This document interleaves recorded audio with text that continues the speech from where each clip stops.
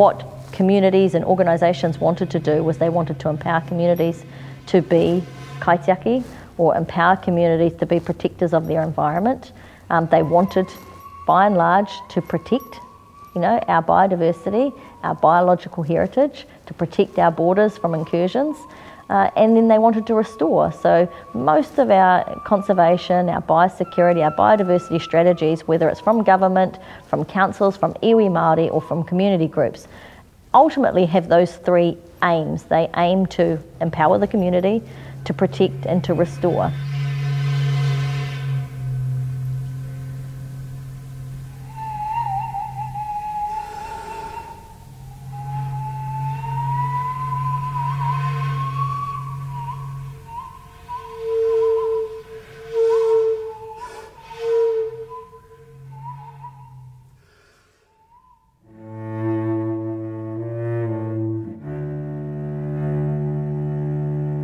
When I think of oranga, I think of how might my spiritual side, my taha wairua, be able to connect with not only other human beings, but also with elements of te taiao. What does oranga look like in the spiritual sense, in the metaphysical sense?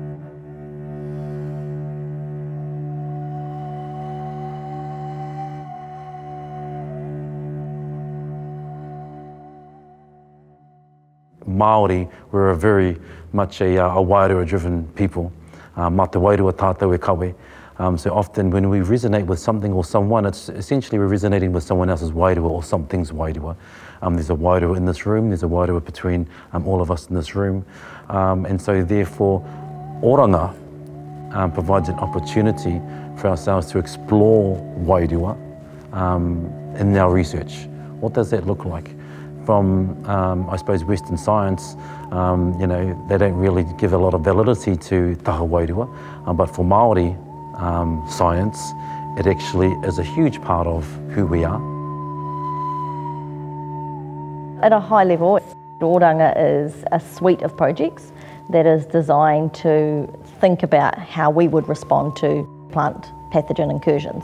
And so Oranga is about providing a place for Māori research in the wider suite of ngā rako takitaki. So it's unashamedly a Māori theme that we're privileged to lead, and we get to do things that are Māori research driven, as opposed to Western science driven with a tack on of mātauranga. So when I think of oranga, I think of oranga in its holistic approach to research. When we were looking at what we would invest in, we went through a process of selection and went through what would be of most impact, what did our whānau want, what could hit the ground running, all those things, what could test our research methodologies, what did we have experts to do. And from that we came up with effectively what are our investment areas.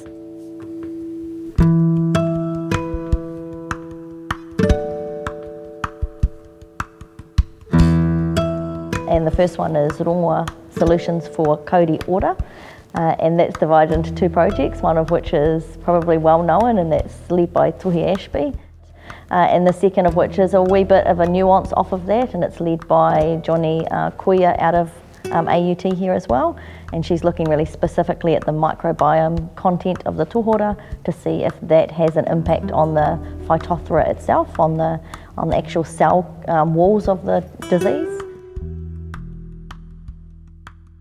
At a high level, we couldn't do a kauri project without oranga project, although we like to refer to it as Mauri ora, an oranga theme project without having rongoa solutions in there and without having in particular tohi in there. And so there's lots of ways we could think about rongoa, but without having tohi in there it would kind of be a disservice to kauri. And many people know that tohi's been dabbling in this space and then actively working in this space, and then kind of become like the go-to in the kauri space. So it's natural for us to go to him and say, how do we as researchers support you and your work and empower you to lead research? Because probably going back to one of your earlier questions, there are all sorts of definitions of a researcher. There is probably the definition that our RS&I system uses, but there's a definition that's probably much broader from a Māori perspective. So, our tohunga, our rongoa practitioners, our kaitiaki on the ground, our rangatahi are all researchers in their own right. And so we acknowledge tohi as a researcher, and we work with him, and we have coupled him up with Jamie Ataria. So Jamie and he are co-leading a program where, you know, Tohi is looking at effectively on a really high level rongoa solutions for kauri order. He's obviously got really specific rongoa solution that he wants to try and test, and people know about that, and people know that it's connected to the tohora, and that he's building off of that whakapapa connection that the tree and the tohora have, and looking for solutions in that space. And he has, people know that he's been out testing, and he has sites and areas where he's tried his solution. And that, you know, so far we're really positive with how his trials are going, and we look forward to sharing more information with people as the research progresses, and look forward to expanding those research trial sites and trialling different kauri sites in different climates and in different kind of landscapes, and places that have high traffic, human traffic, and places that have no traffic and the like. So we get to experiment with those because we've got resourcing to do more than just one site with one man. But there are so many more components to it, because it's more complex than just doing a rongoa solution, because, you know, arguably there are, you know, handfuls of tohunga or rongoa practitioners that could create a solution and go test it. So what's really important about his research is all that other complexity that's wrapped around it, and that's what Valence talks a lot about when he talks about the vibrations and the frequency work, when we talk about the karakia, the motiatia, all those complexities of what rongoa actually is, are components of the research. Not any one body could go do the work that Tohi does. Fundamental to the work that he is doing, though, is also training and ensuring that communities can heal their own forests, their own rākau as well. The frequencies and the vibrations found within the forest. The kōrero tuku iho that we receive from our kāhui kaumātua, from Te Tira Whakamātaki, our kaumātua governance group, as well as our wider kaumātua, talk about this concept or this thing called ihirangaranga. And the ihirangaranga is essentially the frequencies and vibrations that not only carry the reo, but carry the soundscape within the forest. How might we tap into the different frequencies and vibrations that are found in the forest, and how is it therefore represented in our reo? There's the physical side, which is the rongoa and the harvesting of the rongoa. But before you even enter the forest, there's the intent, and there's the taku and the karakia is deeply associated with the harvesting. And so those things are inseparable. And so that's where the ihirangaranga comes in. The relationship again, our wairua, ourselves with the natural environment. What is that? How do we, how is that determined? How is that defined? How is that explained? One way of explaining it is through the exchange of taku, through the exchange of karakia, and how we do that is through the frequencies and vibrations. So where are these kupu, onomatopea kupu, found within our pūrākau, found within our whakatauki, our proverbs, found within our ancient waiata, found within our karakia. And having gone through a series of wānanga with different rongoa experts, it dawned on me quite early that actually there is some deep interweaving connection with ihirangaranga, with rongoa. So, and I told this to Matua Tohe, I said, so I think essentially my research project is actually an extension of your research project, because it's rongoa. And soundscape and ihirangaranga has got a huge, plays a huge part in rongoa. Let's just have a look at one aspect of that, is intent. Before you go into the forest to harvest kawakawa or any other part of the forest, there has to be good intent there. Not only, and that's even before anything is uttered through taku or through karakia. So there's I suppose a wairua that emits from people. That's the frequency, that's the vibration before you even enter the forest.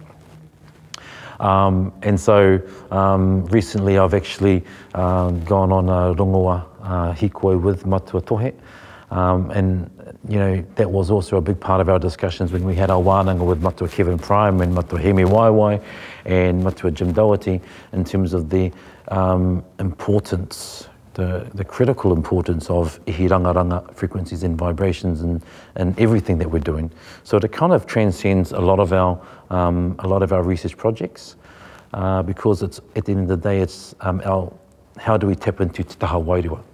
Now, another exciting revelation that we had at our wānanga up in Motatau a month ago now was the idea of whakapapa and Western science, which is reductionism or reductionist theory, which is, reduces something to, very specific things. And so that's essentially what whakapapa is, but of course the departure that we already had a kōrero about is te taha wairua. And that whakapapa, as we know, is imbued with te taha wairua because we descend from Māori, we descend from Rangi and Papa, we descend from te pō, from te kore, from io. And so through that mana tuku iho, we are now also imbued with te taha wairua. And so therefore, through whakapapa, how might we therefore compose taku or karakia that might be able to specifically find a relationship with any pathogen that might be having a challenging relationship with kauri. And the reason why I say a challenging relationship with kauri is that Matua Tohe has advocated to us, and now it's kind of caught on for the rest of ngā rākau taketake that we need to change the narrative around kauri dieback. So, and as you'll know, Ngā Rekihi talks about kauri ora. So we need to have a relationship. What is the relationship? And once we can have established the nature of the relationship, are we able to therefore communicate with the pathogen? How we might do that is through taku or the composition of different karakia and so on. And how do we do that? We do that through the medium of frequencies and vibrations, which is the ihirangaranga. We have investments like Albi Marshes in hapu solutions for myrtle order as well. So talking to whānau about what solutions they think are available for myrtle rust, and really trying to dig into a space that actually in the kauri space has been around for a while. People have been thinking about rongoa solutions for kauri for some time, but in the myrtle space we haven't had the luxury of that time. So he's really got an opportunity to start thinking about how would we respond, and in particular looking at cultural frameworks and how they might be applied to assessing the myrtle health, myrtle forest health as well. So looking at an atua framework in particular is of interest to him. We've got quite a large project looking at seed sovereignty and seed conservation that Aroha Mead, Waitangi Wood and I lead together, and that's in response to, in large part, the myrtle rust response, where government agencies needed to collect seed in tight timeframes because what they'd seen in other countries was near extinctions or site extinctions of their taonga species, and so they wanted to preempt that by collecting seeds and storing them and thinking about how our myrtaceae seeds are stored. And we would argue from a Māori perspective that some of that collection was done in inappropriate ways, and ways that are not only a breach of our rights, our rangatiratanga, but also that didn't include our tikanga processes for seed collecting. And what happens in New Zealand in the biosecurity space is that the Biosecurity Act kicks in when an incursion hits like kauri dieback or like myrtle rust or fruit flies or the like. And the Biosecurity Act itself is quite a powerful act. Like, New Zealanders are probably a bit naive to how powerful the act is. It gives the government huge powers to do whatever they need to do to eradicate. And we can understand why they might need to do that if you think of something like foot and mouth hitting our shores or COVID. They need to respond. So the Act is really powerful. It's got some powers that outstrip the police's powers. And so it empowers the agent, which is MPI, the Ministry for Primary Industries at the moment, to do what they need to do. And then they can delegate powers. So they might delegate powers to the Department of Conservation to collect seeds, or they might delegate powers to a subsidiary to go and survey. And Aucklanders, in particular urban Aucklanders, are really used to this because they get lots of incursions where they get people turn up at their doors saying, can I examine your fruit trees for a fruit fly? Can I look for this in your yard? But by and large, most New Zealanders aren't used to that. And what happened in myrtle rust is that effectively our whānau in Ngātere here opened their curtains one day and their lands were swamped by people in boiler suits ripping things out. and going, oh gosh, she's murdered us here, we've got to take stuff. And as part of that response, where they were ripping plants out and destroying them, they had failed to engage with Māori communities and to have that conversation about, hey, this is what we're here doing. But they also panicked about seeds, and they empowered an agency to go collect seeds. And that agency, under this crisis mentality, which is quite common here in New Zealand in the conservation space, this crisis mentality went and collected seeds. And arguably, we would argue that they collected seeds without permission on waihi tapu sites and from the wrong trees. So we would argue that pulling up on the long side of the road and just collecting seeds from the closest tree is not the appropriate or the right way to do it, especially if you don't have permission to do that from mana whenua and you're on a site that's of significance to us. And so that was kind of the birth of our seed sovereignty conversation and our seed conservation conversation. Because as Māori in the wider conservation biosecurity space, many of us, including Albie and Waitangi and Amanda Black and Nick Waipara and myself, were all going, there's something not right with this. There's something that's, about, this is encroaching on our rights. This is, not appropriate. And the conversation around seed conservation started.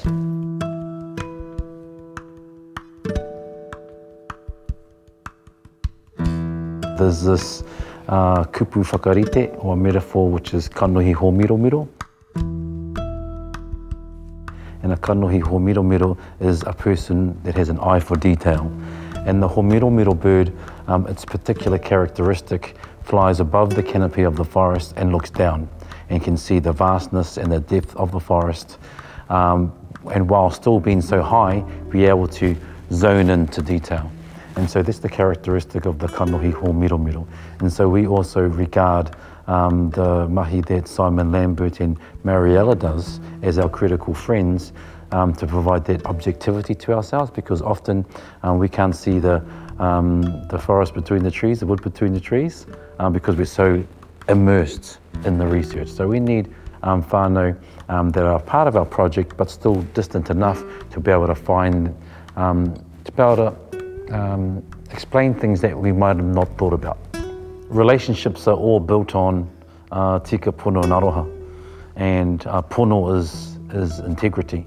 We'll know fast if someone doesn't come in with good intent. From pono, you have best practice or to doing the right thing. So tika is essentially a manifestation of one's integrity, what we do. And then once those two are engaged, and only at that time genuinely engage with aroha, which is care, which is passion. Those three things, pono, tika, aroha, are essentially an actuation of mana. And mana is a part of all things, and you can't have mana without tapu. And tapu essentially defines the parameters of how we're to have a relationship. It needs to be built on mana, enhancing exchanges. Going back to what you discussed in terms of integrity, how is integrity part of it? It is critical. And a critical friend was our response to that. It was, okay, we're going to do the science that we love. We're going to do science that is, ours, and it's done the way that we want to. But we acknowledge that in the system that we're playing in the game we're playing, we need to have peer-reviewed publications that validate what we've done. But actually, we don't want to validate what we've done in a way that science wants us to. We don't want to give you the formula for the rongoa solution. We don't want to give you the in-depth knowledge that we've acquired or that we're creating. What we want to do is tell you the story of what we've done and the process that we've been through to create what is Oranga. And our critical friend is a way of holding us to account and gathering our stories and talking about the process of doing research in this space as Māori researchers, as rongoa practitioners, as kaumātua, as communities. And telling that story of the process is what we hope will shift the system to see that science can be done in a different way. And you can invest in science and you can put money in it and still get science outcomes that you might consider science excellence in your world. But we've still got something from it for us that's important.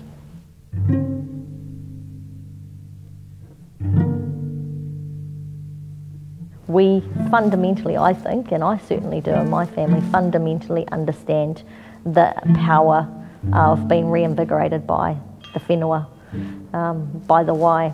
And I personally believe that everyone has a connection somewhere in nature. And I've probably seen it played out a number of times in my life. That inspires me. Is conservation this idea of locking up land and keeping people out of it and protecting it? Because if it is, then actually our kauri would be healthy, because we would lock up those forests and keep people out of it. If that's what conservation is, then in the kauri space, yeah, let's rahui everything, let's lock it up. But that's not what the environment is, and that's not actually how we operate. And all of the research, all the literature and all of the observations around the world show that when Indigenous people are on their lands and in their lands, we have better biodiversity, we have better conservation outcomes.